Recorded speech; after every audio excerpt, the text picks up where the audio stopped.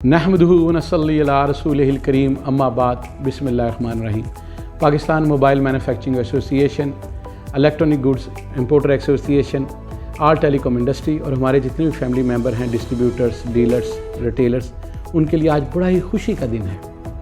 जो हमारे ऊपर 1.5% टर्नओवर टैक्स था, वो आज 0.25% टर्नओवर टैक्स हमारे जो डीलर्स हैं उनके लिए हो गया है।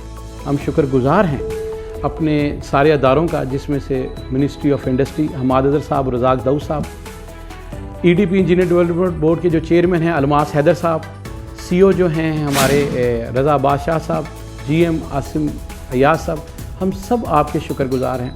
इसके साथ साथ हम पीटी के भी शुक्रगुज़ार हैं, जिसके चेयरमैन मेजर जनरल आमिर अजीम बाजवा साहब, डायरेक्टर नुमान खालिद साहब, डीजी डोगर साहब, हम सब आपके शुक्रगुज़ार हैं। सारी फैमिलीज़ आपके शुक्रगुज़ार हैं। लास्ट साल 1.5 साल में हर मौके पे आप हमारे साथ खड़े रहे, हमारी रहनुमाई करते रहे और हमें इस मकसद में आप लोगों ने कामयाब किया।